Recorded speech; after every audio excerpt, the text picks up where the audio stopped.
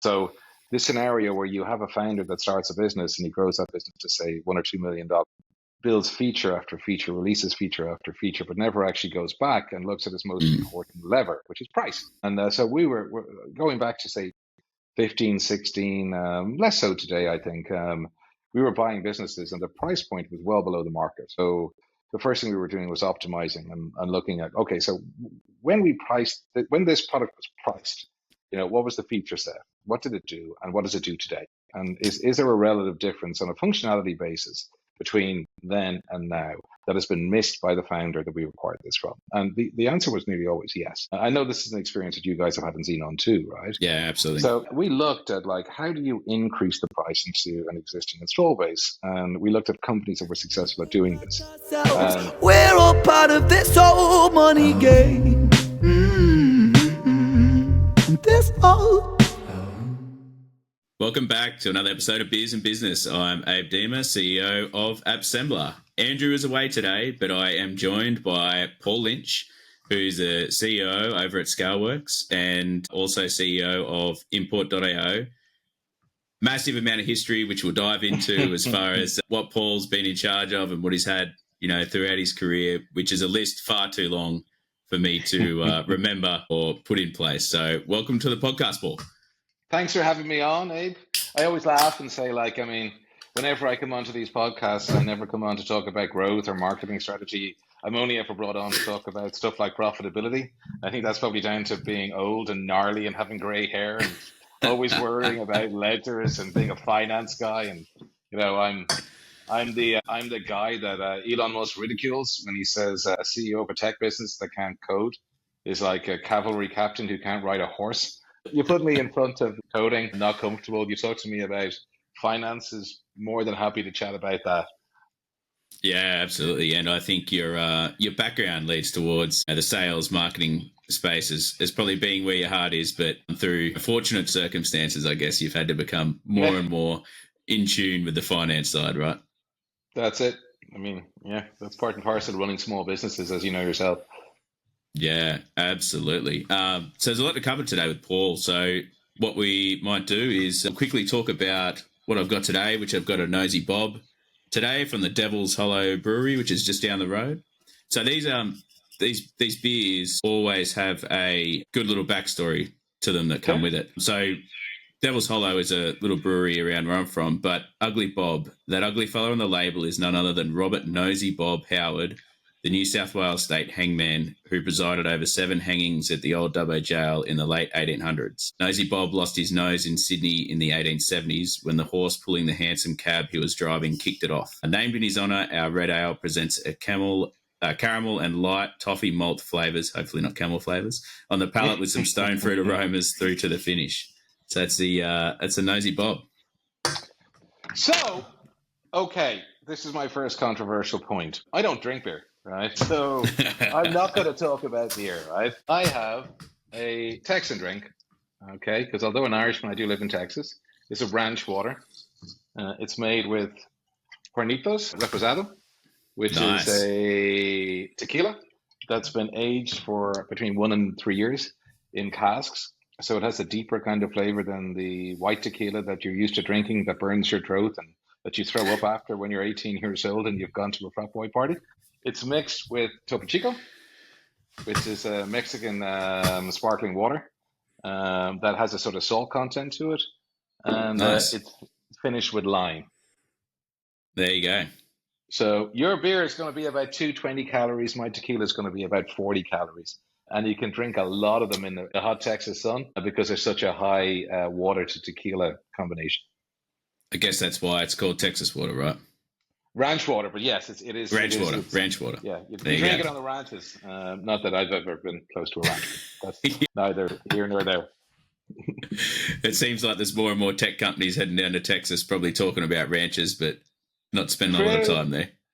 Well, my son started driving recently, and we had to get him a truck. And when we were buying it, I was saying the key thing about buying a truck, James, is to make sure that it's never been used as a truck.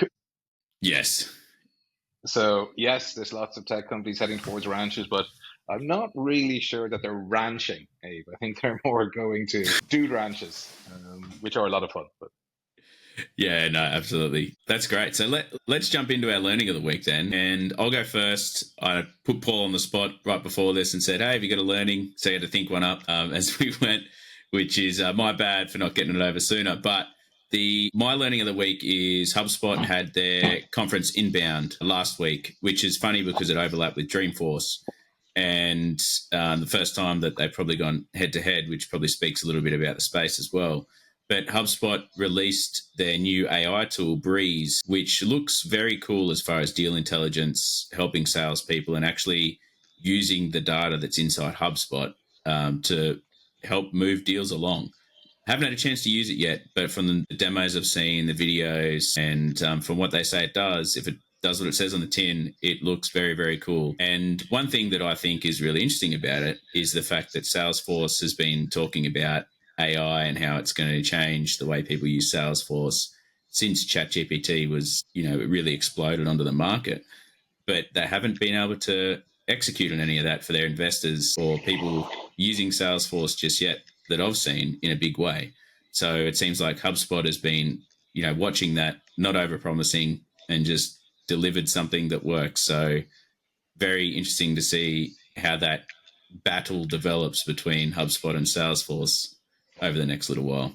Love it. Like, so much to talk about there, right? First and foremost, HubSpot is a spectacular business. Mm. It's a brilliantly run business. It's structurally very strong. Its product is great. Its product is hugely innovative and always has been. They managed to do something.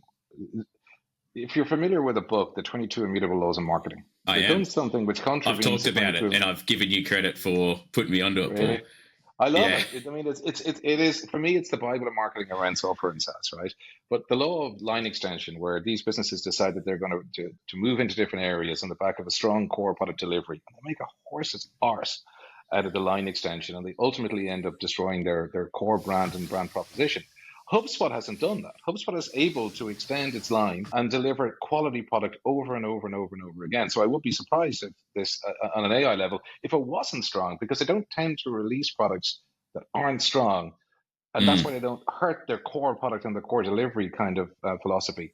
Second thing is, you're so right on Salesforce. Really the only time I watch terrestrial television. And for our younger viewers, that stuff that airs live is for sports. Every sporting advertisement break in Texas has a Salesforce ad. And the spokesperson for Salesforce is your man. Hello. All right. Green light, red light. Matthew McConaughey. And it's just more of the same nonsense. Yeah. Ed Byrne, general partner, co-founder of Scaleworks, always laughs and says, why do hydrocarbon fuel companies always have pictures of trees and forests in their advertising? Salesforce talking about data privacy and customer privacy and all of that. Now talking about AI. I just look. Who'll ultimately win it in the end? I think probably Salesforce has enough momentum and size. Obviously, it's an incredible business to prevail. But I mean, HubSpot is such a legitimate company. It's got such a legitimate philosophy around product innovation and launch. It's got a good price point. So yeah, I'll be interested to see where it goes. And the thing that gets me is that everyone who uses Salesforce uses HubSpot as well, like big companies for their marketing side. And so now it's like a case of, well, how much can HubSpot steal away from Salesforce in that regard? And I think it's probably one of the best battles in big tech that we're going to see for a little while. It is, and in terms of my own experience around this, in 2016, on acquiring Assembla, I rolled out Salesforce. It wasn't a huge rollout of Salesforce, to be honest. The business wasn't large, particularly on our sales and marketing side. It was 18 grand. I prepaid them for my year in advance, and 3 months later, I ripped it out. And I went back to my HubSpot deployment that was already in the stack, and we have been using for marketing, and extended that out to CRM. It wasn't necessarily that HubSpot was better at CRM than Salesforce. I mean, clearly it's not. It's not. But for us as a business, we didn't need the complex tool set that Salesforce was delivering to us. We needed basics that worked while we built out our sales org, and that was HubSpot. And there's 100,000, 500,000, 1 million companies that are of that size that don't need that level of complexity for Salesforce. For Chargeify, obviously we use Salesforce because it was a much bigger business. But we also hired a Salesforce administrator to run it because we had a large sales That's organization. exactly it. You've got to have an administrator to be running Yes. Salesforce because you can't do it yourself. You can't. Like it's almost like it's a stack within itself now. Again, I don't mean to be dissing on Salesforce. It's a fabulous tool and it's a great business. And for line extension as well, it acquires more than I think it develops. But it is a rich featured tool that's tough to operate. And HubSpot is quick, off the shelf, low cost, easy entry, and it works. The interesting fact about HubSpot though is about 70% of implementations of HubSpot have a HubSpot implementation partner or a consultant come in to set up those HubSpot instances. So I'm not sure when you set up HubSpot, did you use a consultant or did you do it yourself? So we did it ourselves in assembly, but it was small. Our HubSpot, we use HubSpot for our marketing management in import, Keen, Chargeify as well, and we did use contractors to put those in. Ultimately, the contractor we used in Keen, she ended up coming on board and she became our director of RevOps and ultimately our VP for analytics and RevOps. So she came into our company, but yes, we engaged her initially as a contractor. Yeah, I thought that was really interesting as well because we think of HubSpot as like being easier to use and things like that. But I think if you're just using the CRM, way easier. But when you start to look at getting the marketing, the CMS and the CRM all working, the support chat all working together, it does become complex. But I think individually people see it as easier. It's something which we learned. It's a different kind of, it's moving a little bit tangentially to what we're discussing just on HubSpot. But when you run a tool that has multiple different integrations, so if you look at a tool that sits at the center of your stack and will have an integration into your finance stack, your tech stack, DevOps stack, sales and marketing, it's difficult to manage those integrations because you're managing multiple different edge tools. And if you change the edge tool, of course, it breaks the integration. So you need to be in a position to fix that. So that's why I sort of think contractors using HubSpot might in and of itself be enormously difficult, but managing multiple different integrations that are feeding information by way of, ELT or whatever in there, that's tough. Anyway, yeah, absolutely I'm presenting myself as an expert on HubSpot. I'm using the opportunity to talk about HubSpot while Andrew isn't on the call because, Teamgate and HubSpot don't really get along as they're both easy to use CRMs, right? So he'll listen back to the podcast and be like, I leave him alone for one episode and he starts talking about HubSpot. The best of the lot is Teamgate. We all know that. Yes, exactly, right? Everyone sign up for Teamgate, you'll see. You see, exactly. So my call of the week, when thrust upon me at short notice, goes back to an area which I'm very passionate about. This is an area it started for me years ago, which is around entrepreneurs and founders never actually putting a monetary value or an importance in terms of what they do, their sweat equity and everything else, right? So this scenario where you have a founder that starts a business and he grows that business to say $1 or $2 million, builds feature after feature, releases feature after feature, but never actually goes back and looks at his most important lever, which is price. And so we're going back to say 15, 16, less so today, I think. We were buying businesses and the price point was well below the market. So the first thing we were doing was optimizing and looking at, okay, so when this product was priced, what was the feature set? What did it do? And what does it do today? And is there a relative difference on a functionality basis between then and now that has been missed by the founder that we acquired this from? And the answer was nearly always yes. I know this is an experience that you guys have had in Xenon too, right? Yeah, absolutely. So we looked at how do you increase the price into an existing install base? And we looked at companies that were successful at doing this. And the best in class for us was Netflix. So I am getting somewhere with this point in my thought of the week, right? Was Netflix. Netflix started off at $5.99 unlimited subscriptions. Its content was pretty stale in comparison to going to Blockbuster and getting the newest releases, but it was available on hand, and you could its compression technology was unbelievable, so you could stream this out. So everyone signed up at the $5.99. As the money came in, they reinvested back into their platform. They reinvested back into their compression technology so they could run it over, more and more internet connections. Okay. Finally, when they got to a critical mass, they started investing in their content. And then, in about 2018, 2019, I believe, the money that they were investing in original content creation actually became more than what they were investing in their tech stack and their technology around compression technologies, et cetera, right? At that point, they started sending out emails and saying, "Hey, you're paying us $5.99, okay, and you get all of these different things. They're brilliant, right? We're going to make it $8.99, and you got to agree that at $8.99, this is still unbelievably good value. Nobody churned. $8.99. Stranger Things comes out, whatever. The next one, House of Cards, right? It's $11.99. No one's churning. Everybody's happy with this, right? And this sort of gave the streaming companies this idea of invincibility. We can increase costs, we can increase costs, we can increase costs. This week, Disney increased its subscriber costs from $80 to $140. That's nearly 100% increase in terms of cost. And their content, dude, has got worse. Disney's probably like the worst streaming service for releasing new content, I would say. They just rely on people want to watch Beauty and the Beast over and over again. That's what that's. So, like, I'm looking at it now, and I'm looking at my kids. My youngest is 13, my eldest is 16. We had a family close together. I've got 3 kids, and I'm like saying, guys, do we really need this? I mean, when I subscribed initially at $5 to Disney, and I was like, my goodness, we get to watch the classics. Powerful classics. It's brilliant. I'm looking at it now, going, what content are you delivering? I have no interest in watching any of this garbage. There's no new content. The new content around Star Wars, I'll be very controversial now. I don't like it. It's crap. So talk about missing. You had Netflix. They were this unbelievable, staggered kind of philosophy around price increases, driving shareholder value, reinvesting back into original content that was good, groundbreaking stuff. Seeing huge numbers of subscribers growing. Not shrinkage in terms and what of they're doing with their live events now, right? Like they've got boxing matches, like Mike Tyson versus Jake Paul. As much as people think that's like a comical match more than anything else, it's still a live stream. It's still going to bring. But people will watch it. People will watch it, and comedians now are doing live events on Netflix. Yeah, Rogan was on Netflix live from San Antonio, where I live, only the other day.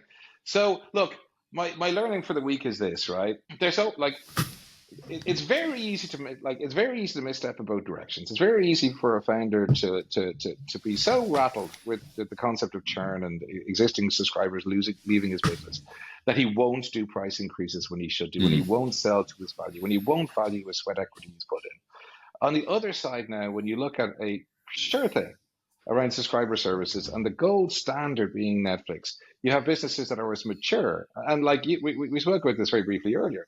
I mean, look at their share price over this is not the right time for them to do this.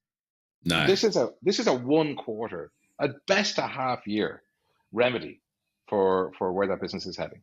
They need to stop increasing prices and gouging customers, and they need to go back to what made them great, which was the content. Yes. And the reason I know about the share prices is because of my quote of the week. But the Rupert Murdoch case, the reason it's such a big issue now is because their Disney shares have halved. And the reason they think that they've had to go back and relook at this whole structure of how they have the trust set up is because previously, his eldest son could have brought out the other siblings using his Disney shares. But now that they've halved, he's not going to have that equity to go and do that. And so that's where it really comes into, it has so much effect across the board that we probably don't realize. The fact that, you're right, this is a terrible time for them to be, increasing the cost because, I don't know, maybe they've done the due diligence, Paul, and maybe they've gone, hey, even if we drop our subscriber base by 40%, we're still going to be up by X amount of dollars. Maybe they've just said we need to make more money because we're not profitable anymore. So, sure, that's almost certainly what they've done. And there's also your zombie accounts that people aren't actually using it. It was brought on because somebody wanted to watch, the new Doctor Strange movie or something, and they've yet to cancel it and stuff so it'll just roll on the credit card. All of those things are relevant to but the point that I would make to it is that wasn't Netflix's philosophy. Netflix created good content. They had a good price. Bring value, increase price. And the price increases were 15, 20% over the duration of 7 or 8 years to get them to where they are today, which is still high now, $26, $27 or something for me to have Netflix. That's high. But it wasn't a case of where they went from $8 to $16.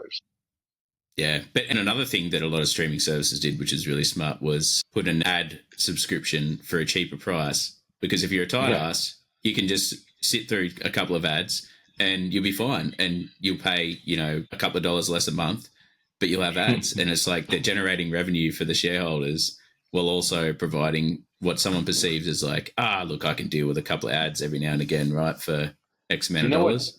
We'll move on from here because I could talk about that all night as well. Now, what drives me mental is legacy things I've purchased on Amazon Prime. So I bought shows on Amazon Prime. I'm watching Don't them. talk about Amazon. Amazon Prime's the worst. They're putting advertisements into them, and I'm like, you shitheads, I paid for that. Yeah, I brought this. This is that mine. Show is mine. That should be a DVD. Yeah, that's mine. How dare you put an advertisement in the middle of Faulty Towers? I bought It's that. like someone coming to your house and replacing your DVD with another one with ads in it. Anyway, so yeah. But yeah, 100%. I think that's a really good point, and interesting to see Disney, trying that out. And I wonder if they're going across the board, increasing the prices of everything to try and, very interesting to see what their profit and loss statement looks like coming up, because I think they're probably in for a bit of hurt. I think they are, and I think you will. Obviously, you're going to see a temporary bump. But let's see how this looks in 12 to 18 months. Yeah. And if they continue down this spiral on the content side, where the content, it doesn't justify $80 a month, let alone 160 or 140, whatever it is. 100%. Yeah. Yeah. Like a new Star Wars, not movie, but like season every year that gets progressively worse, and no other real new content. And let's go back to line extension. There you go. We can overlay this to the 32 immutable laws of marketing with zero relevancy to the core story. I mean, tangential at best. Yeah. So yeah, let's see. It'll be interesting. All right, let's jump on to quotes. So the one that I had is that Rupert Murdoch going through a whole raft of issues in the Nevada court. It's the TV show Succession. Talked a lot about TV, but the TV show Succession, this is like the real life version of it. And his lawyer, Adam Streisand, who also represented Michael Jackson, a few other really big names. So I thought this quote was really interesting. I actually thought about you when I heard the quote, because I was like, we did a lot of work around stories and, 22 immutable laws of marketing and, Zora and things like that. Right. And so his quote is, I was absolutely riveted with the first case because as a trial lawyer, I'm a storyteller. That's what I do. There are no more compelling stories to tell than stories of relationships, especially family relationships. And so for me, it sort of rings true. When you think about lawyers, you don't think about storytelling in that sense, but really that's what they are. They're about telling a really convincing story to get people to see it your way. And it's the same with marketing. It's the same with sales. Like, you don't think of people as being storytellers, but really in the core essence, that's all they are. Even if you're a CEO, you're speaking to your employees, you're telling a story. If you're, going to get investment, you're going to sell the business, you're telling a story. Like, everything we do is surrounding like storytelling, but no one ever thinks of it, or hardly anyone thinks of it in that lens. I think, I agree. And again, I wouldn't look at it in that lens, but now that you say it, I mean, I guess you're telling a story, but your consumers are the 12 people that are sitting in those individual chairs, that's your consumer base, and that's who you need to convince. I'm not going to lie to you. I'm not very up to speak with the case. It's not really like in the media over here. I did see that there were issues around it. Murdoch is a contentious figure as it sits anyway in the US, obviously. And depending on which news channels you wish to watch, personally, I don't really watch any of them, to be honest, because it's just doom and gloom and spin. Well, you could watch the same story on CNN, and they'll have an entirely different interpretation of that story on Fox, and they'll have an entirely different interpretation on the BBC World Service. Yeah. So, like, you got to be careful in terms of how you consume your news over here. And either way, international stories don't really get shown over here, so you're consuming it on a different basis. But like, yeah, I love the idea of stories. Do you remember, like, just as a side point, did we run through the story brand structure? We did. Yes, yeah. The Andy Raskin Zora model. We talked about. Salesforce originally started their campaign with, with fake protesters and things like that. Yeah. That's Behind the Clouds. That's a super one. Now, one of the ones around Story Brand, that is a different one. Story Brand is, which is every movie plot. In Ah, terms of action movies, like it's they all have the same characters and it's all the same plot side. You know what I mean? And that's what story you need to tell on your website. So to the you listeners, try to ruin movies for me, Paul. I know but I recommend looking at Story Brand. It's a good one. So listen, your thought of the day is more current than mine, right? And I'll tell you my one. It's to do with we'll be talking later about profitability, and it's to do with having kids. So my 16-year-old is on a college path here in the US. So he's currently going we'll be taking him around colleges to look at them and everything else. And, that kind of thing is now becoming a huge part of his life. And when I thought of those two, I thought of a song by Baz Luhrmann called Sunscreen. Are Hmm. you familiar with that song? I am not. Um, It's probably okay. probably showing your age here, Paul. I am a bit, right? Basically, it's Baz Luhrmann talking over a background track. I really advise you watch it. But one of the great things he says is don't expect anyone else to support you. Maybe you'll have a trust Mm. fund, maybe you'll have a wealthy spouse, but you'll never know when either one might run out on you. So overlaying it into profitability, you know, you may have a trust fund, you may have made an exit, you may have wealthy benefactors, you may have VC behind you, but don't expect them to support you.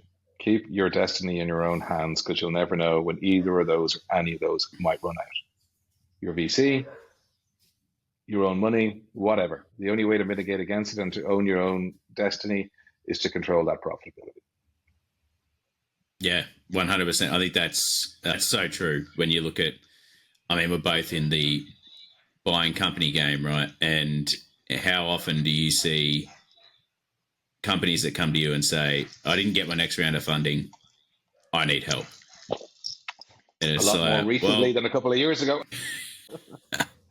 absolutely right, absolutely right. And it just goes to show, it's like it was all about spend, spend, spend, and now when it comes to profitability, and the other part is that people don't want to make the hard decisions. But we'll get into let's Yeah. not get ahead of ourselves and talk about that stuff now. But one thing I'd love to do is just focus on for a little bit of time, not a massive amount of time, because people want to hear about the profitability side, but just a little bit more about yourself, Paul, and your journey. So, I mean, you probably tell people could probably tell by the accent. I know a lot of Australians probably can. Is the Irish background, the heritage there. Started in sales, moved into leadership roles, and I'd love to just tell the listeners a little bit more about your background in that sense, Paul.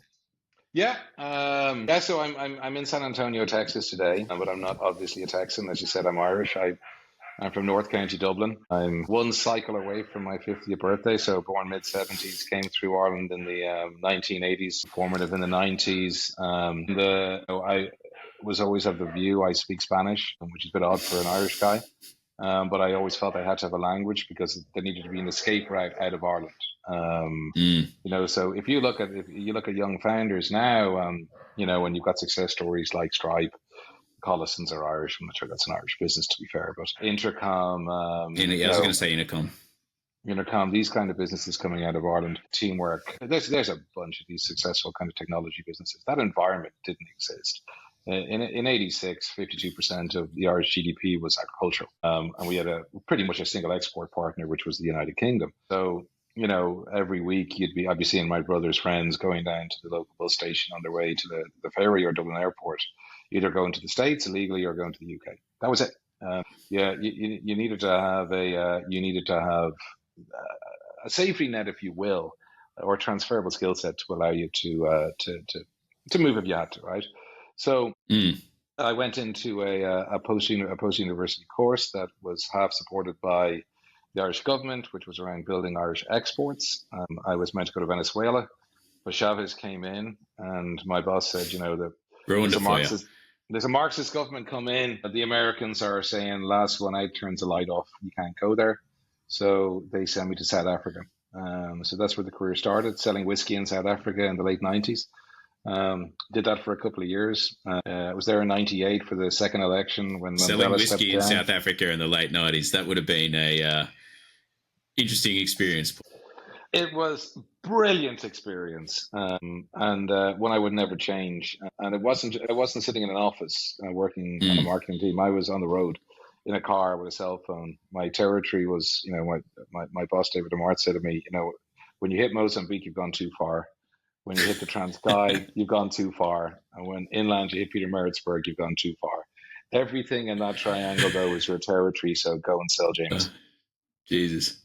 It was brilliant, dude. But thereafter, back to Ireland, they had just deregulated the telecom sector, which for younger listeners, all telecoms businesses used to be state controlled. And then they brought in competition and they allowed deregulations. I came back. I got a job in the second operator, which was owned by an Irish entrepreneur called Dennis O'Brien, and which in the Pacific Rim, so the South Pacific area, is Digicel, if you're familiar with that company. Yep. He owned that and worked there for a couple of years. That business sold to BT, British Telecom. I then moved into a bunch of other licensed operators, had a 6 or 7 year career in telecoms. Saw like that telecoms was moving closer into IT managed services. And the real growth area at that point was in hosting. So I'd made some money on an exit in a telecoms business. I invested it in a hosting company in West Dublin. We built that. We sold that to SunGard Availability Services in 2010. Dublin actually grew pretty big in the hosting space, didn't it? Like data centers and things like that, really early on. Really early on. I mean, well, not by accident. The reason why businesses like Stripe, were cradled in Ireland with the Collisons and Intercom and stuff is because this was a defined government policy. Going back to, and I gave that statistic of 52% in 1986 because it's from a report called the Culleton Report, which basically spoke of the knowledge economy and how we needed to shift focus within Ireland away from agriculture and primary into services and tertiary kind of services around IT, which we did. And we changed all of the universities and we drove this knowledge economy, and pretty much in a 20-year period, flipped it. Life sciences, biosciences, data centers, IT managed services, software, they're all very, very strong in Ireland. Of the top sort of 10 global sort of SaaS software internet services businesses, I think about 8 of them have their European headquarters in Dublin. Now, we gave preferable tax. I know I talk to a lot of procurement teams out of Ireland because they're very fast talking and smooth operators. Yeah. But look, I'm not sure we're the hardest negotiators, but a lot of these guys have procurement in these services in Ireland, in the tech space, that is. So the lots of that. That hosting company we did well. We exited. The previous guy I mentioned, Dennis O'Brien from Digicel, he had a very advanced kind of DR services and business continuity company. I came in and CEO'd that. We grew that very successfully. I exited out in 2015, moved across to work with Scaleworks in its infancy. And we then started acquiring businesses. So in 2016, we acquired Assembla, source code repository management company at the time, with a project management front end that allowed you to do, like when you updated your project management tasks or your repository, it updated your project management tasks. And we grew that about 200% in a 2.5 year period. That's awesome. Sold it in 2000. A lot of it had to do with, when I talk about Netflix and price increases, it was he had egregiously undervalued what he had built. He built a brilliant product. Now, was it the most current technology? No, it was Subversion. It was the leader in that space where Git had moved forward, and it was a new kind of distributed source code repository management system. But when you launch a new Ford Escort, doesn't mean all the other Ford Escorts eviscerate. Somebody needs to service them. So we did very well with that. We flipped that into a security tool, and we called it Enterprise Cloud Version Control. It's around getting to know your customers. Storytelling. Well, we went to it's amazing how few companies talk to their customers. It's amazing. You know what I mean? It's mental, isn't it? And some people see him as a burden, Paul. They see him as, they're like, I just want to build this product. People keep trying to talk to me. It's like, leave me alone. It's like, man, these are your customers. They're paying you. And they it's so easy to take, the sentiment of great business people and use it to meld it so it suits your agenda, right? If I asked the public what they want, they would have said faster horses, Henry Ford. Fuck off! Yeah, that's not what he meant. Going to your customer and asking them what they want is Like, I'm not suggesting that every time a customer says that, that we need to change something about our product, we do it. I mean, we need to be, we need to be led. Mm. We need to lead in terms of where our product needs It to needs to go, be in right? line with the vision. Exactly. But no company has ever got worse by talking to its customers, right? Yes. And turning around and saying, I know better than the customers, and so did Henry Ford. It's asinine. So we spoke to our customers. We said, look, you're not using Git, you're using Subversion. Okay, like talk to me about where your pain points are. And this common theme kept coming back to us, which was we have all our new repositories in the cloud, but we have our old CVS and Subversion repositories on bare metal in data centers. But because it's an older technology, there's no company that can deliver us the sort of compliance standards that we need, the security wraparounds that we need to move this into the cloud. But we don't want to have to manage this infrastructure anymore. So we built what we called Enterprise Cloud Version Control. We got all the compliance certifications, your SOC 2s, your ISOs, all those things. We built out the security wraparounds, went back to them and said, okay, will you move it to us now? And when we started winning deals with HBO, Bose, GLG, these kind of businesses, we had, I think our average revenue per contract when we bought the business was something like $70 a month. And the Bose deal was just under $20,000 a month. That's crazy. And they were saving $100,000 a month moving it across to us. Mental. So mental. And that's the thing, when you raise the prices and you price it adequately, you often don't realize how much money you're actually saving people by doing things like that, which is great. Absolutely. And often if you were to go to those companies and offer them a low price, they might say, what's wrong with this? Why is it so cheap? This is a whole conversation around pricing. Like when you very often, no one's going to really understand it as well as you do in terms of your product. Okay, I love wine, and I would consider myself pretty knowledgeable around wine. Okay, but I don't know everything. So I, like everyone else, when I go into the liquor store, if I want to buy a super expensive quality bottle of wine, I do it on price. Yeah. I look at a bottle of champagne and say, that's a $200 bottle of champagne. It's my 25th wedding anniversary. That's what I'm going to buy, bring home and drink because this is a milestone evening for me. I don't look at the $3 bottle of Prosecco and go, it's both the same thing. I'll be having the $3 bottle. Exactly. But I may not know what that brand is at $250, but I know that it's going to be better. The same thing applies when you get into a pricing conversation, particularly when you're strategic pricing something. If you go in there and say it's a $50 a month account, like, well, hang on a second. I mean, my entire source code for a revenue line that's doing $200 million is tied up in that. Do I really want to be spending $50 a month to secure that? No. Yeah. I'm People look at it and say it's a risk because it's so cheap. Absolutely. So you got to get to that price point.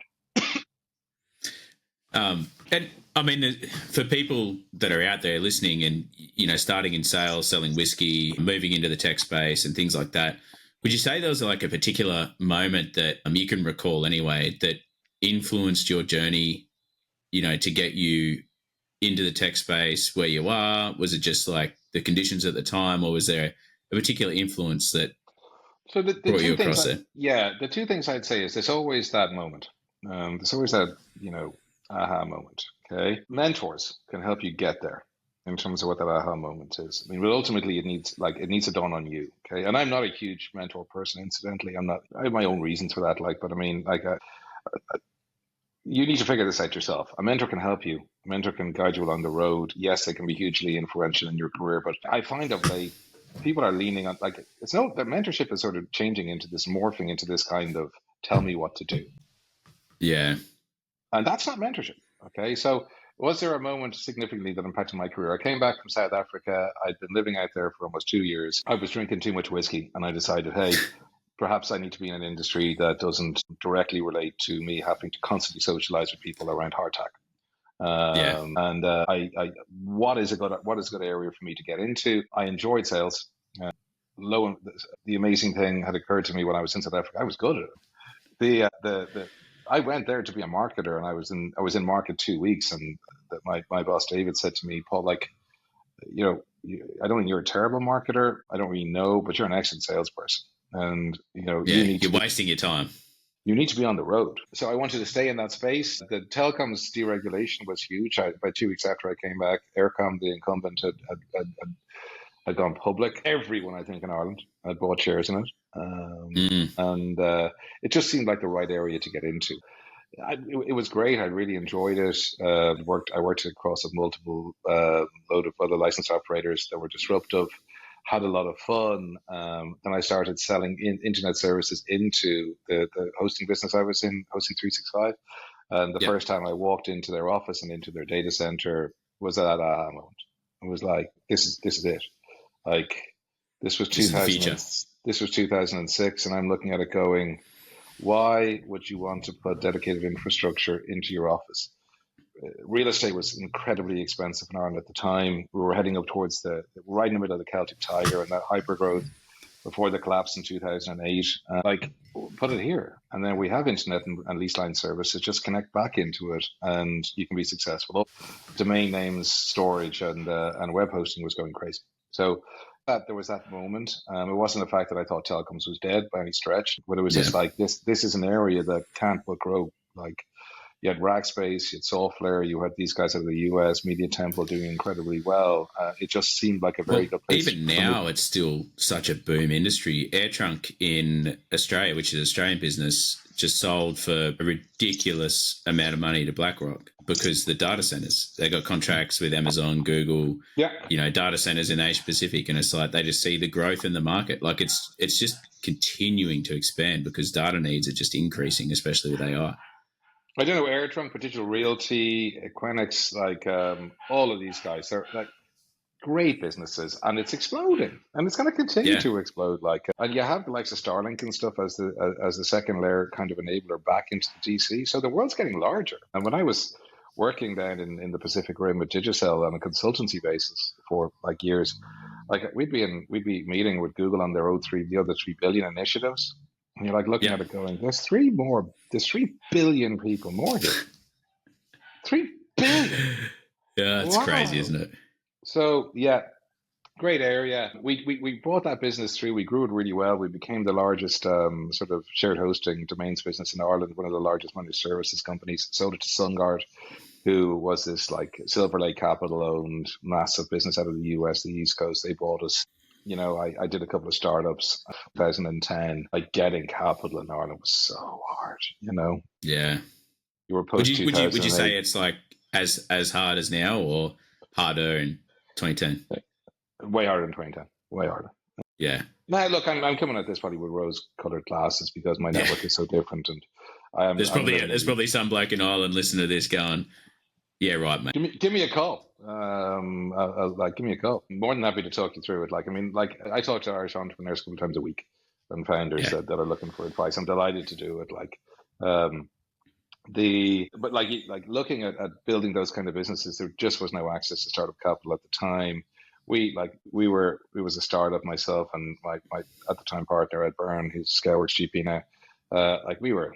We had 8 coders in Poland. We were building what we were calling long before the rideshare service, our Uber platform, which was going to be a cloud management platform that you would reside above hypervisors like Hyper-V and VMware and stuff, Citrix. Anyway, we're burning about 30, 40, maybe even more, some months more of our own cash on this, and Rackspace, and then Citrix, open source, CloudStack and OpenStack. CloudStack had like 600 developers on it. Destroyed us overnight, and I ran for the hills, got myself a job. That's brutal, isn't it? Brutal. Hey, it is what it is. That's the market, though. That's what it is. Had we been 6 months earlier, we would have been great. But you win some, you lose some. On the balance, I'm up as far as those risks are concerned. So went in to a dentist business, worked there for 6 years. Opened up offices in the US, so we were in between New York, Dublin. We had offices in the Caribbean, in Cayman, initially Bermuda, then Cayman. We had a triangulated sort of DR business continuity solution that had data center space in New York and Dublin, depending on what your legal requirement was. We would replicate your data out pre-hurricane season. invocate and recover you and show that if the hurricanes took out your entire infrastructure, you could be brought up in 30 minutes. In either Ireland or the US, depending on what you needed. So Cayman with the hedge funds loved it. Bermuda with the reinsurance businesses loved it. And that business grew super quick. And we bought some security tools in the US. It was great, but my family were very young at the time. The travel was just unbearable. Like it was 2 weeks a month out. You were working with the Digicel guys who just travel constantly, and it's hard on you when you're trying to build those relationships from a young age and balance building the career and everything like that. Like it's a struggle. Yeah, look, it is a struggle, and like I don't regret it. But my wife was a lawyer. She had her own practice in Ireland. We had 3 kids. My kids, as I said, 13 to 16. They're very close to each other. Like it was a huge burden on her. It was a huge burden on me, physically as much as anything else. When you're doing that amount of travel, the places I was going to were getting more and more interesting. By interesting, I mean not a good type of interesting. I mean, I've been to Australia a bunch of times, dude. Like it was for 4 or 5 hours in Brisbane while I slept over to get onto the Virgin flight and go to Papua New Guinea. Yeah, where there was LNG projects still happening up there. Like, so we were looking to replicate data out of there for Exxon and stuff that were running those projects. Yeah. And because of the civil unrest potential there. Like, so going to Haiti post the earthquake, where you're looking to replicate government data out to different hubs in the Caribbean. Like, there's only so many times you want to hear like run and stay low. I mean, you volunteered for this when you went into the armed forces, dude. I'm a fucking tech guy. Yeah. You're sitting there going like, what the fuck am I doing here? Yeah. Like, why do I know like 7 close security personnel like that are guarding me places I go? I don't need this. So, but it's really crazy. Like when you go to PNG, when you get off the plane, you're immediately greeted by security forces to guard you all the way through to your hotel, all the way through, like everywhere you go. Like it's just, it's for people who haven't been there. It's such an affront to what you used to. Like you in Ireland, in Australia, in the US, like you get off your plane, you go get a cab, you go to where you're going, like everything's fine. Yeah. And then you go there and it's like, all right, here's 4 big guys with, weapons. Paul Lynch, you come with us, mate. Let's get in the car. And then you're in like this armored SUV that has like bars on the windows and stuff. And they're driving you along and you're just like, this is a very different taxi than what I'm used to. And like my guys were ex-South African Special Forces. They worked for a business called Reconnaissance out of New York. Yeah. Like we all carried KNR, a kidnapper ransom, because like basically we were told if you were kidnapped, Digicel wasn't paying any ransoms because if they did, then this would be a cash cow. You know what I mean? So you had to carry your own. And it's just such a different environment. I mean, our compound, have you been to the Airside compound? I pulled into it. It's a lovely hotel and compound and all the beautiful guys, inside, surrounded by fences. Surrounded by fences and with watchtowers. And the guys had MP5s, which is, for those that I live in Texas, so I know what that is. Abe knows what that is from his background. It's a fully automatic weapon. And I was like, why do they need MP5s? And why are there so many? And the answer was in case a tribe tries to take the compound.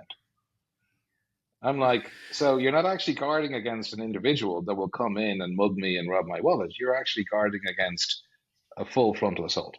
Yes. I'm like, where am I? Yeah. What am I doing? So, again, very exciting. And there'll probably be Digicel guys watching this saying, what is spectacularization? Like, I mean, but like, it wasn't for me. It's a rip. Yeah. Unless you're there, you don't understand it. I mean, let's 50 minutes in, let's switch gears, talk about profitability.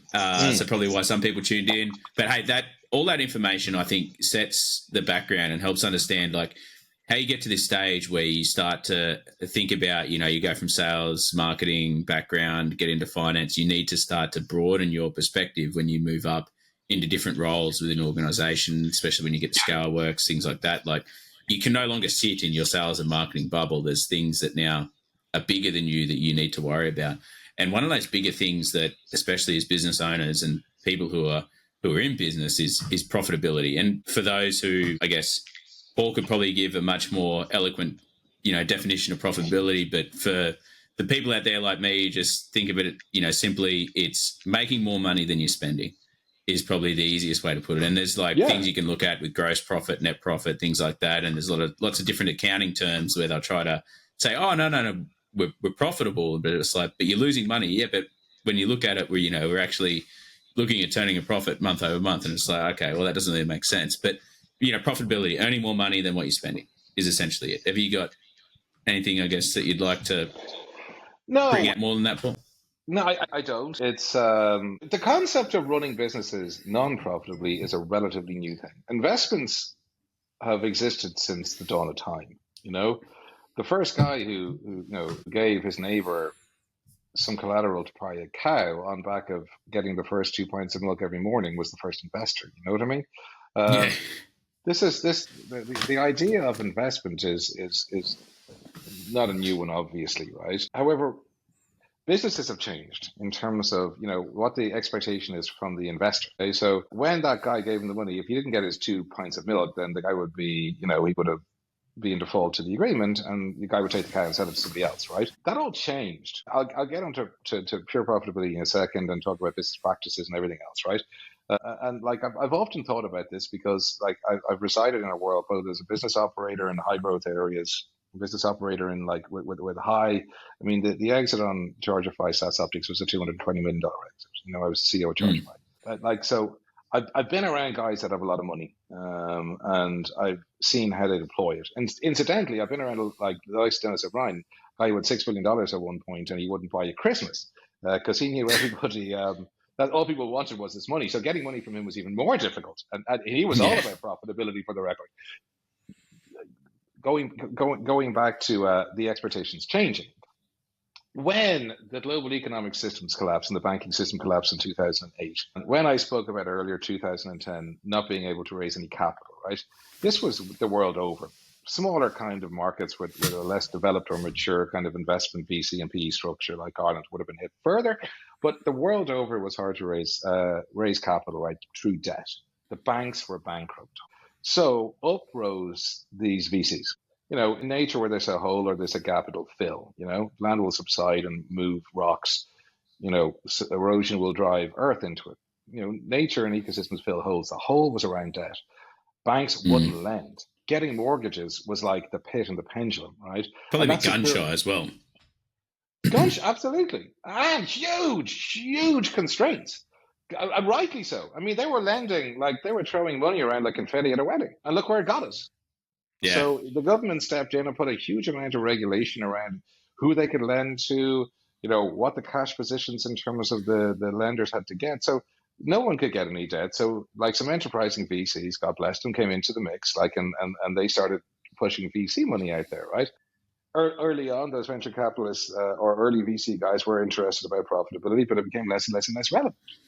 And suddenly this idea of profitability and the ability to throw cash up those businesses became less and less important. And all they wanted to see was growth. Now, these are good VCs back in the day, but, if you want to be successful, if you want to, you have multiples that you promised into your LP base that you're going to return in terms of the capital that you've deployed for them, right?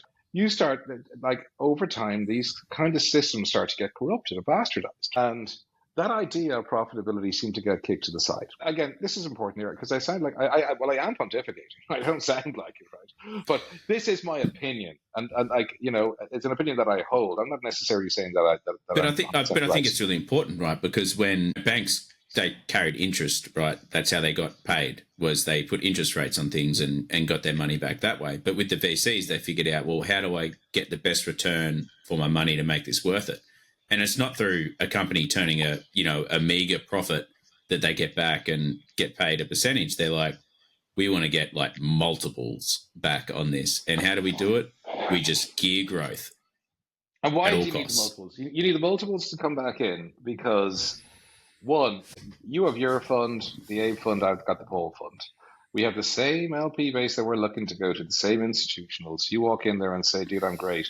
The current interest rate has gone to nothing because we're, it was a low interest era since 2009, right?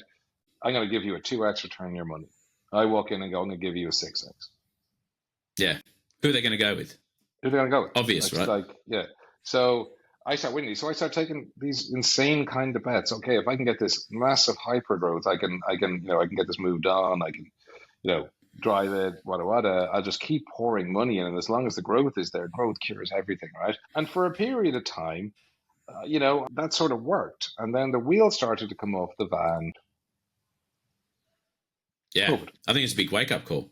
I think that was like, the dot-com bubble equivalent for, your VC funding. There's a great analogy my old sales leader, Mike Brown, used to talk about. He's a pilot, a colonel in the US Air Force, right?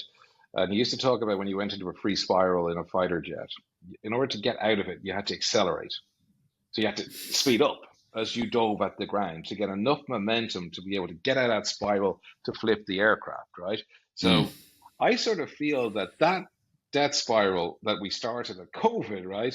We started accelerating towards the ground with a view to trying to get out of it. We said, deploy like crazy. When I say we, I don't include me, right? Deploy like crazy, or Zena. Deploy like crazy. Deploy. And the more we can deploy and the more we can get out there, the easier it's going to be to get out of the death spiral. Except, of course, there wasn't enough air. We just went straight into the ground, right? So going back to, so now moving on to profitability, right? I've given my viewpoint in terms of why we ended up in a situation. There's a really good book called The Power Law about VCs and how they come into it. So that's a really good book about the history and where VCs came from. So worthwhile for anyone who wants to learn more about it. I'd love to read it. I've not read it. I'll send it through to you afterwards. Please do. And I put the 22 immutable laws up as well. Yeah. Yeah, so people can see where to get that, because that's a cracker. So when we came in, when COVID started, right, I was running Chargeify. This was a strategic business in the billing and contract management space. We had a large customer base, about 20 in revenue, with very good growth. And we were concerned because we were running a burn. About $250,000 a month. Okay, I'm not betraying any confidences here. That was what we were burning. Okay, but it was more than that burn compared to our growth was completely manageable. With a kind of monthly recurring revenue of 1.7 mil, that kind of number, very, very manageable. The first thing we did, the very first thing, was we took it to profitability. Yeah. We burned $250,000 in March 2021. In May 2021, we made 65 grand. That's crazy. It's exactly the same thing. And I think it's really funny. Like private equity went, we got to turn profit. VC went, give them more money to grow. Give them and it just was just like this crazy two-speed sort of operation, right? Because we did exactly the same thing. We looked to profit, and we also went, what happens if we drop with COVID 30% of our revenue? Can we still be profitable? And that was a question, like scenario planning. Yeah, absolutely. And like with the VC saying, give them more, like grow through it. It's like the oxycotin's not working anymore. Give them more. Yeah, take more. Where did that bring us? So that's the first point to this, right? Like, there's nothing wrong. But they set founders up for this like absolutely horrible experience, and I think it's such a disservice. And I feel sorry for, they tell the story and sell the dream, and then it's like we'll be there, and it goes back to your quote, right? Is everyone's there until they're not. And these founders are like, great, the VC's we're in COVID, it's tough times, we've got your back. How much money do you need? This amount. Great. Here's 2 times that. Go and make it grow. And they go and they try and it doesn't work. And then they go, well, we haven't got any more money for you. Like, what do you mean? You were there for me. No, not anymore. And up until last week, you were saying we're good. What's changed? Yeah. Well, actually, we weren't good last week. Actually, we haven't been good for the last year, But I didn't want to let you know. So, it's this bonkers kind of lie that was like a whole generation of business people were sold, which is like, don't worry about profitability in your business. Don't worry about any of that. Okay. We'll do another round. Just maintain the growth. So spend money to make money. It was like the motto, right? I look at say Zora, which was a competitor to Chargeify that I'll be very familiar with, right? They did something. Okay, 94% of all statistics are made up on the spot. They had revenues of something like $80 million the year they IPO'd, and they had losses of 84. Okay, you look at Asana, that's raised close to $1 billion and has a 100 million run rate. These kind of companies, right? Your problem is this: when at a certain point in time, the market needs to have the opinion and the belief that your company can actually turn money. Doesn't matter what the Mm. VCs say. Ultimately, like these businesses are controlled by, you talk about Silverton Capital, Blackstone, Buffett, these guys. I talked to Buffett about loss making, kick in the hole. You know what I mean? Like, Yeah, he's adamantly against it. He's like, if the business isn't good, don't buy it. yeah, Berkshire Hathaway has terrible results from that kind of mentality. Yeah, exactly right. So, like, when they looked at this, when Zora gave a quarterly earnings report back in 2021 that showed like they were miles off their number and way above their losses, they lost like 40% of their market cap overnight. The likes of say Asana and these kind of businesses, like they're worth nothing now. I mean, they lost 96% of their IPO value in the space of 2 months, when people realized that with the billion raise, it's never getting returned. Like when I competed against those guys back in the early days of Assembler, when we had a project management tool, they had a full feature set for free for up to 10 users. Like they quite literally were giving away their company with like no ability to monetize. Trello, like I like not. We can maybe talk about this a different time. Like I have a huge problem with this concept of product-led growth, for the record. I think that there were very few companies that have ever demonstrably shown that it works. And there are far more founders that are allergic to sales and marketing, don't like salespeople, don't want to work with them, that say, well, see sales teams as burdens. It's burdens. I don't like, and they say, if the people aren't buying my product, it's because it's not good enough. So rather than hiring a sales team, they keep developing their product. Product-led growth gave them a curtain to hide behind, okay? Rather than go out and actually drive sales. Like you go back into these businesses that have raised all this money, that now have huge amounts of. I started on Trello. When Trello sold, it was doing $4.5 million. It sold for 400, a little bit above 4.5, but less than 5. It sold for 450 million, I think, 100x multiple. Okay, I was at SaaStr, and the founder CEO was there that year. He'd sold it across to Atlassian. Okay. And he was saying that they had never considered how they would monetize it. Okay. And that's crazy, isn't it? Crazy. Never considered how I'd make money off the product. Until the next slide went up. And everyone in the room went, I have an idea how you can monetize it. He had 13 million free users the day he sold that company. And Trello's very basic tool, dude, but it's good and it's beloved. But that's how you monetize it for the founder. That's how you monetize it, exactly. Like you get 13 million users and you sell it to someone for the email addresses. 13 million users, they're all using Trello. It's $450 million. Let's charge them $5 each. It's low enough that no one's going to leave, and there's your first 75 million back. And the one thing that Atlassian, Jira, all those different tools they are good at monetizing. So yeah, I've seen my bill from Atlassian. I know how good they are at monetizing. Exactly. Every little product that they add on there, and it's like it just sneaks up. You think of, and they're really good with their billing structure because it's all like piecemealed. It's not here's your big bill. It's like, hey, here's 8 little bills for all the different services you use within Atlassian. 100%. And if the pricing manager for Disney is listening, I suggest you hire that guy. So again, you're going back into going back to the profitability. Why does your business need to be profitable? And does your business need to be profitable? There are certain fast-growing businesses, of course, strategically that should run burns. If you can pour oil or fuel on the fire to drive the growth, and you have a clear path and understand what your guardrails are going to be towards how this business will become profitable at some point, do it. Burn like crazy, I don't mind. There are very few of those companies, though. Very few. Well, there's very few that actually get through, even probably less, that get through to the point where they get the opportunity to become profitable because they've run out of runway at some stage and they're like, oh, well, now we need to... And do you want to know what the other difference is? The other key difference is that the person saying to them, you're okay to burn, keep burning, that's Mark Andreessen saying it to them, right? It's not some clown that set up his private equity fund and raised $100 million because he was a finance bro, over in Morgan Stanley. We call them the tourists because they're in come the in, space. splash some cash, see you later. Splash some cash, drive up the multiples. Like, in Scaleworks, we didn't, from the day we sold, I think it was 3 years, we didn't make any investments.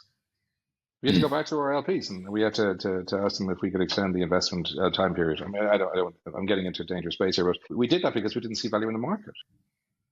And that's the thing. It's okay to say to people, we're not going to be the best buyer because we're not going to give you the multiple that you think you're going to get. And they go, oh, and it's not until they come back and you're like, oh, okay, so no one wanted to buy. Sweet, let's do the deal because it's a good deal as opposed to paying some ridiculous multiple that's been driven up by someone. It's an easy conversation to have with your LP committee when you're returning 4 to 5x the fund. They're more than happy with the philosophy that you've taken in terms of your investment criteria and your pillars when they're seeing those large returns. I guess to go back to profitability, right? So when you see these companies that come through and they want to get to profitability, and we've sort of had this influx where it's, burn at all costs, grow at all costs, like not burn, but burn to grow at all costs. Has the paradigm switched now where it's like, hey, profitability is now, as a business owner in the tech space or wherever it is now profitability, should that be your most important goal, is how do I gear this company towards profitability? And whether that be, tomorrow, 6 months, 12 months down the line, should that be your most important goal from your point of view? It depends on your business. It depends on your cash flows. It depends on your size. It depends on if you are not growing more than 40% year on year, yes, it should be.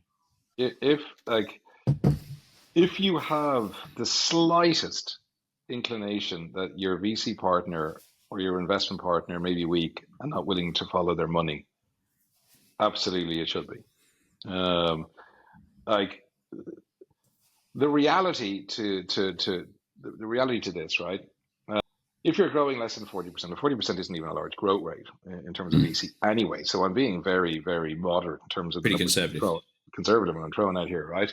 Then you need to start thinking about the rules of 20, 30, 40, these kind of things, okay? To cash throwing off, right? It doesn't need to be that way forever, but you need to have this expectation that, whether or not you have a wealthy spouse or you have a trust fund, they might run out. You don't know what's going on behind that fund. You don't know what their ability to raise is. You don't know what they've returned. You don't know what's going on. You don't know what happened to the fees.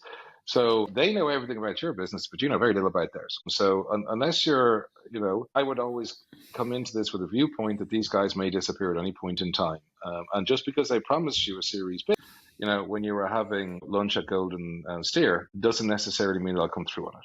First things last, okay? So understand, before you spend somebody else's money and they're thinking that they're going to give you more, maybe you might want to look at their bank account and see that they have additional money to put in there. Because ultimately, you're going to be on your own. And the only way that your business is going to survive when you're on your own is around generating a profit. Should it be the most important? For those kind of businesses, 100%. For the very few rare businesses that are in sort of spaces which are, unicorny. Yeah. Lou Mormon is one of the partners in Scaleworks has a great expression, which is, can you raise funds in sort of San Antonio, Denver, the traditional kind of B-tier investment cities, not like San Francisco, Boston, New York, right? And he always says the money is not that discerning. If your idea is good enough, it'll find you, right? Yeah. It's very true. It's 100%. If you have the right business at the right time that has huge potential, if you're a jackass founder that wants to spend everything and fly around in business class and stuff, right, the money will find you. There is capital out there that is being deployed. The businesses that have disappeared are future capital and, great wave capital and stuff. Andreessen Horowitz is still there. It's still investing. Battery's still exactly there. PSG is still there. Great capital partners, they're still there. So, but they're just not going to invest in junk. They never invested in junk, right? And they never said stupid things like grow, grow, grow at all costs. Don't worry, we'll raise more money. We'll go back to our, we've been doing this for the last 20 years. Our LP partners are the Catholic Church of the United States of America, the policeman's pension fund, right? Yeah. They don't talk like that. And if your VC's talking like that, you got the wrong VC, right? You need to realize there's a time frame because this VC is just splashing money like it isn't anything at all, and they're going to come to an end. And guess what happens at that end? You're left high and dry. You're left high and dry. You're holding it, and they're selling. The other side of this as well is, which a lot of founders don't understand, right? And we should move on next to the sort of mechanisms by which you drive profitability. But the last thing that people don't actually understand is that you going bankrupt and them writing their investment off in you is not necessarily a bad thing for them. It's a bad thing for you, but not Yeah. necessarily a bad thing for them. If they have huge gains in terms of the fund structure, then they can take that write off against their gains. So it's offsettable on their capital gain. So you will, and they'll want to shut the fund. Let's say you have a $1 billion fund that's made like, you know, 10, $100 million investments. If four of them have hit, the other six aren't all that relevant. If they've returned, you know, on their $1 billion, 10. They've met their requirement, and you didn't form a part of that requirement. And they'll just take the losses and write it off against the capital gain. It's a tax adjustment. That's all. And as long as you have gear to get to profitability and they write you off, you go, great, thanks for the money. I'm now going to be a sustainable business going forward. Well, they need to bankrupt you to get the tax losses. So they'll kill you to get their losses. What they hate though is if you did take it to profitability, because then it's dead money for them. They can't get the losses and they don't get the gain. Yes. That's their nightmare scenario is you ticking along, growing 5% year on year and paying yourself $500. That's their idea of hell. So look, I think it's important because we are getting late into this, right? Yeah. I want to be conscious of the time. Yeah. So levers, what can people do? So you're out there, you're like, Exactly. I am this person that Paul's talking about where I'm burning a lot of cash. I don't have a lot of confidence. I need to get to profitability to make sure that I'm good to go into the future. What are they doing? What's your growth? Like one, okay, before when you're looking at profitability, does not necessarily mean cost cutting, okay? And it does not necessarily, the first place you want to be looking at is at your gross margin, okay? If you want to get an EBITDA multiple, make sure you've got a gross margin of 50%. If you want to get a revenue multiple, make sure your gross margin is 80 plus, okay? Look at the gross margin. Gross margin is important. It's important when you're growing a business, and it's important when you're selling a business, and it's important when you're looking to drive to profitability. You have to have a good gross margin in your business, okay?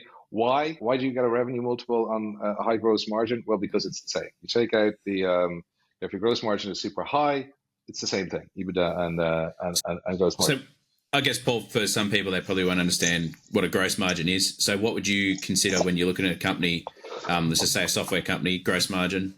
What would you say? Sales less cost of goods sold. So what are the direct costs in your business that you need to deliver your service? If you're a SaaS business, it's your Amazon instances, your AWS instances. It's your support team. It's your DevOps team. What can you not get rid of? And if you get rid of it, and there is the minorest of hiccups, kills you. Sack your DevOps team. That's a COGS. Okay. And then when your platform goes down, no one knows how to bring it back up. You need those guys. They've got to be there. You can't win your business without them. Support team. Somebody has to answer the phone. They should be in your cost of goods sold. Hosting. Backup, internet services, those things. Okay, what's not in your gross margin? Sales, marketing, sales, goods and administration, office rent, legal, accounting, those ones. Okay, so first things last, you're going to be looking at your gross margin. Where can you save money there? How do you drive your gross margin up? So that's super duper duper important. I remember listening to a lecture by the founder of Twilio, whose name escapes me, but he's a brilliant business person. And he was running, I think, a gross margin in the high 60s. And he basically, his CFO said, look, that's it. Like, that's the best we're going to get. So he said, for every percentage you give me of gross margin increase, I will give you $500,000. And a year later, they had improved their gross margin while growing sales by something like 14%. That's crazy, isn't it? Yeah. So there's always a way. You just don't want to make those hard decisions. What is it? I think Warren Buffett actually said, give me the incentive and I'll give you the outcome. Yes, I hadn't heard that. It's brilliant, and I'm going to steal it. So that's your first thing, okay? The gross margin can shift in terms of top-line sales as well, okay? So you don't want to be forgetting about selling at this point in time, but you do want to be focusing on gross margin, okay? Next, looking at your OpEx, your operating stuff, which I just mentioned, sales, marketing. We all speak about, like, hire slow, fire fast. Very few of us do Frank it. Sleepman. Yeah, very few of us do it. We're always like, oh my goodness, I've got a load of leads coming in top of funnel. I need additional salespeople to work these. We go out, we hire a bunch of salespeople. They're not on target, and then we spend the next 2 years trying to get them on target or talking about how the leads are bad or anything else. Okay, adopt like a philosophy into your business that these aren't cost of goods sold. If you get rid of those underperforming salespeople, you're going to improve that business. You know what I mean? Look at I've your direct never, market. I've never regretted firing someone too early. I've always Always. regretted holding on to someone for too long. I had a great. I spoke earlier about like not being crazy about mentorship. My one mentor in my life was in his early 70s, and he was like fabulous in terms of his ability to make business so simple. Like the old, again, we're using loads of sort of adages here, like the old, like, you know, any idiot can make something complex. It takes a genius to make it simple. He was a genius at making things simple. Yeah. And he, like, basically, you would go to him and you would say, okay, I want an extra 25 grand a month, or I want an extra 50 grand a month in marketing spend to drive top line sales. And he would go, great, that's brilliant, Paul. Okay, so if you're going to get 50 grand and you're currently got 50 grand, you're going to increase sales by 50, 100%. And I'm like, well, no. And he's like, well, why would you increase marketing? You don't want to increase your sales number at all. No, I need to maintain the sales number. The business is bigger. Oh, no. No. Actually, I'm going to take away money because you're lazy. You just want to buy growth. You don't want to earn it. That's a great way to look at it, isn't it? Oh, like people like, go like, I'm going to spend 100K on Google Ads. Why? Yep. Get more leads. Okay. Like, is it going to grow? Like, is your sales funnel going to increase by that amount of money? You're going to close that amount of business? When are we getting the return on investment? So for every marketing dollar we deploy, we should be returning 3x that? Or what's the point of deploying a marketing dollar? So I'll give you the 100 grand, but I want 300 grand top line, like, and at a minimum. So again, all of that stuff you need to look at. And quite often, right, when we buy a business within Xenon, and you probably see it within Scaleworks, is you look at the operational expenses and you're like, why the hell are we paying these contractors this ridiculous amount of money? Why are we paying this amount of money with ads when we've never closed a lead from it? Why are we, and you look at all these things and you're like, man, no wonder these guys are burning because someone's just given them this terrible advice about spend this money. You've got to have ads running. You've got to have this. Use these consultants. They'll help you grow X amount of dollars. And you look at it and you go, holy shit, you're just wasting money. Literally, like you could just be getting suitcases of it and throwing it off a bridge into the river. And which is completely the truth. Okay. So then you're like, show me your revenue return against marketing spend. Show me your capital efficiency in the marketing, right? And you get given a graph. And at the bottom of the graph, it says Mason marketing consultants or something. And it looks like this. Right? It's hyper growth. And you're like, but you shrank. And your churn something's not adding up here. Like it doesn't look right. Who did this analytical review? Oh, that's the people who we pay the money to. Well, of course they're going to paint a picture that's inaccurate. So look, another really, really, really important thing, right, is moving beyond personal relationships in terms of personnel in a business, because I'm not a bastard, right? I really am, right? Moving beyond personal relationships in there, you got to ask yourself one question about like everyone within that organization that is below the COGS line. What will happen? What negatively will be the impact of this business if I get rid of Jimmy? How does it affect it? And if that question is, well, it probably won't. And you're looking down the barrel of a VC that's not going to follow money. You got a big burn in your business and you got 6 months of a runway in terms of cash. He has to go. I know that they've just got, I know that there's some mortgage. I know commitments were made, but you have to protect the greater business. And if you can't think of a single compelling hurt or difficult thing that you'll need to face in that business if that person goes, that person needs to go. And not in 3 months, and not with a large severance package. That person needs to go. And it's shit for them. It really is. And I sound well, I am a capitalist, but that's but at the end of the day, you either do it now or you wait 6 months and it's going to happen anyway, because you're going to run out of runway and you're going to have to lay them off, and there's going to be no economic gain for anyone, right? Like it's a shitty situation, but I mean, that's why you are a leader. That's why you're in that position. Generally you're paid the most because you have the toughest job. It's like you're a CEO. You get put in shit situations that you have to deal with. And one of those is that you could go for beers with Jimmy on a Friday afternoon and, watch football or whatever, right? But at the end of the day, like when it comes down to that business decision, it sucks and it hurts, but it has to be done. This is the burden of command. I mean, this is it. You have to do it because you have to protect the greater business and everyone else's jobs. So make those hard decisions, right? going to marketing, okay? Like there is such a Marketing's a great place for people for hide. well, look, you see, this is the issue, right? You have all these kind of this. The first thing you do when you're in financial difficulty is cut marketing, where it should be the first place that you're investing because you're going to need to drive growth. Horseshit, okay? Right? You need to look at your capital efficiencies in terms of like where you're spending on marketing, okay?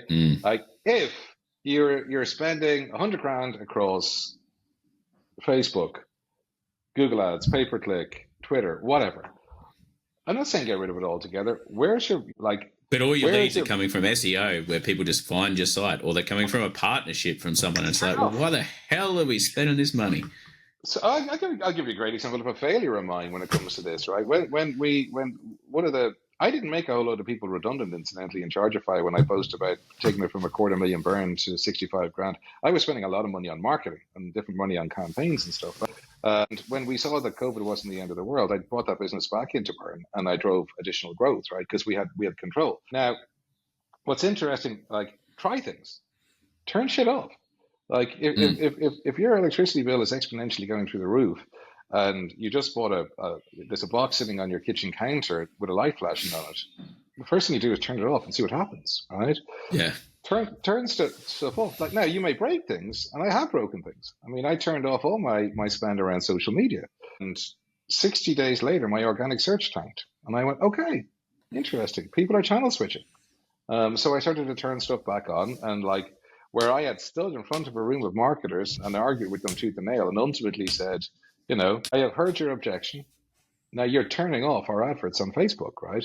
When we turned those adverts back on, my organic search increased to the same amount. So clearly, where I said that like housewives in the Midwest weren't buying financial tools after they looked at Facebook, people were channel switching.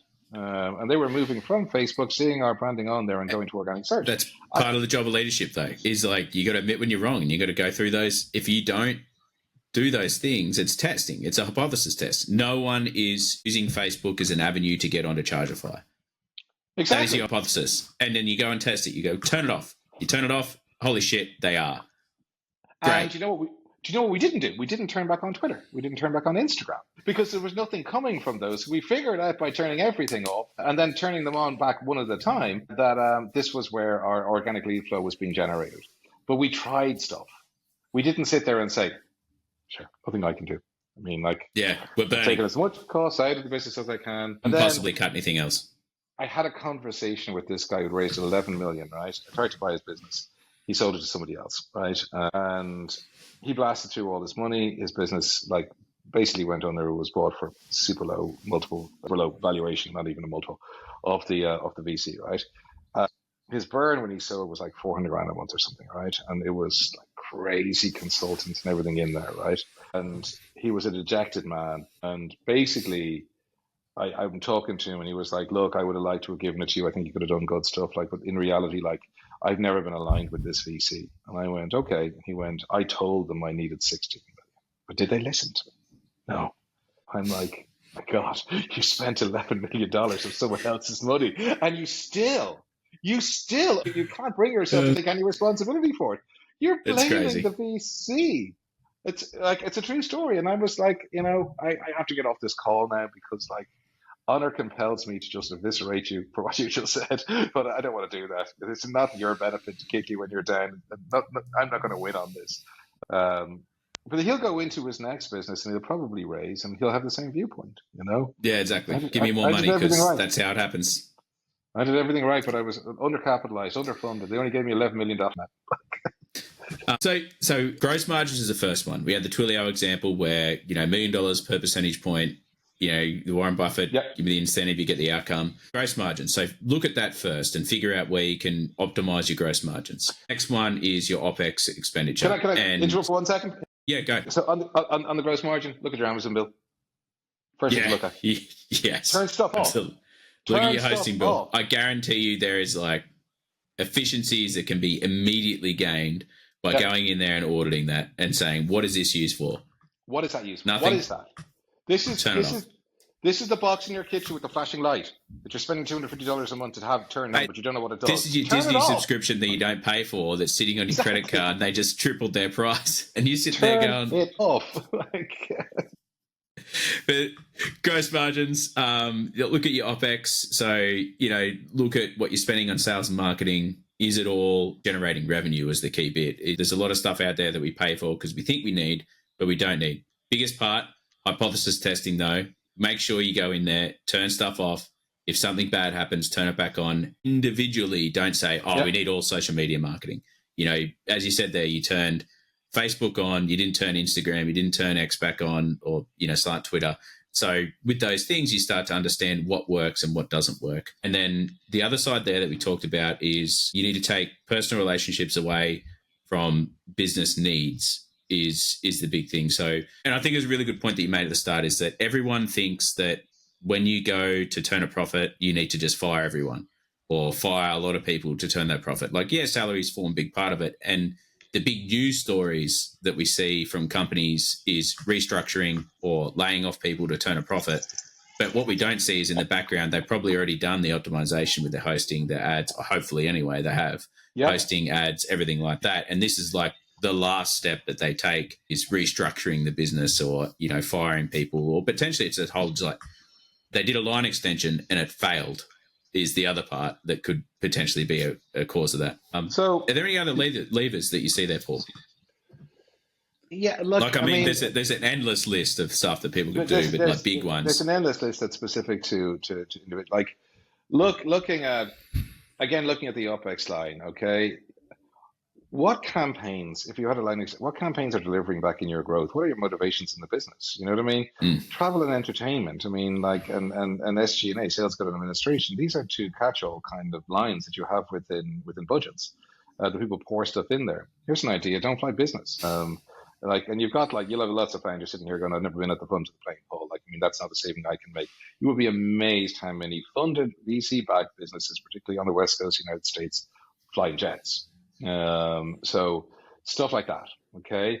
Where are do you need to go to those conferences? You know what I mean? What are you gaining from it? Are your sales team going in there for a jolly, or are they actually doing anything? You know what I mean? It's such a mindset shift when you look at the difference between profitability and growth and burn.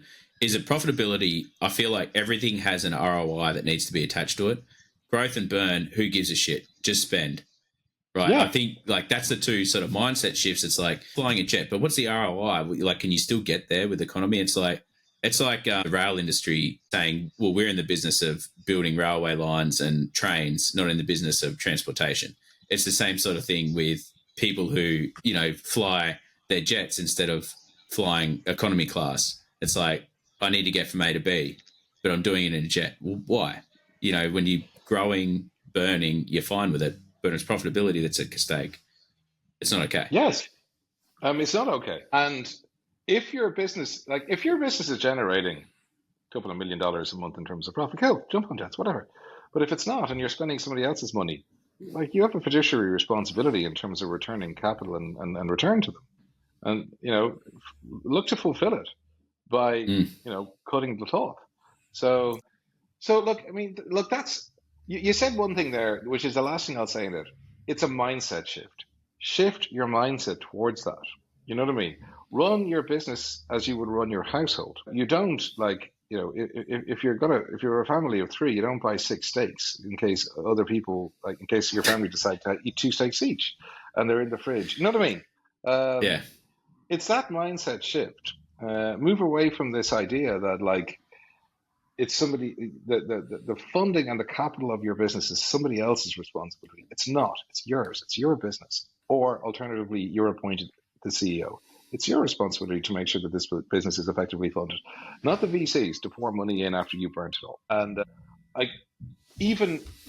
okay, we're in an economic kind of tough area at the moment. Even if you're not in that economic tough area, right? I'll give you the last one around Chargeify, right? Always keep an eye in terms of how you can bring your business to profitability, because we're weeks away from the next disaster at any one time.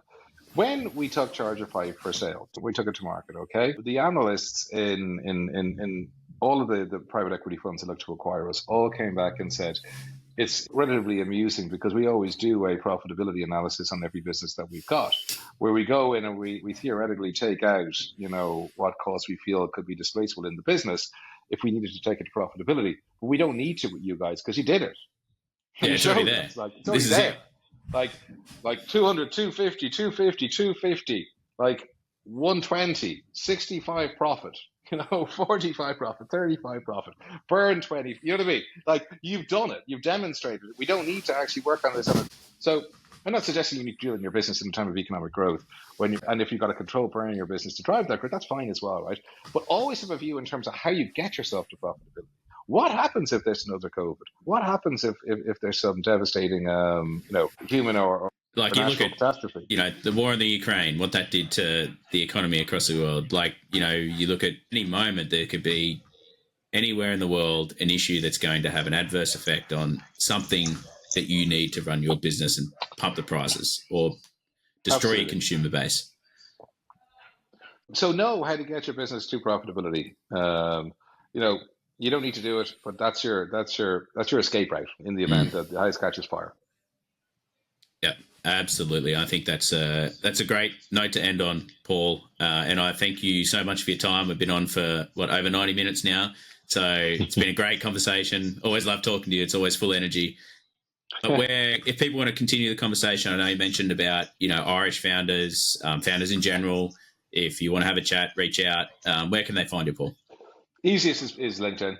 Hit me up on LinkedIn. Like, I'm on Paul Lynch. I'm CEO of Import, partner in Scaleworks, chairman of Dev Tactics. I'm like principal of Cogneto. I've got a bunch of different things that I do at any point in time. So hit me up there. And look, here I'm very, very addressable. Like, it's fine. And if I can give you a steer, I'm more than happy to.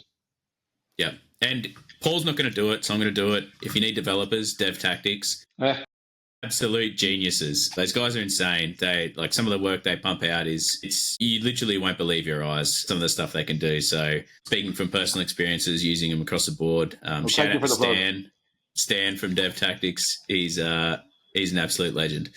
Thank you so much. And yeah, LinkedIn, Paul Lynch. I'll also put it in the description in the YouTube and everything like that as well. We'll tag in some LinkedIn posts so people can get in touch with you if they want. But make sure that you like and subscribe across all of our socials, at Biz and Business Pod, Instagram, Facebook, Twitter, LinkedIn, YouTube, and submit questions, topics, people you want us to talk. We'll definitely look at that. But weekly, Tuesdays, 10 a.m. Australian time, be on YouTube, Spotify, and also Apple Podcasts. So tune in next week, and cheers, Paul, for the conversation today.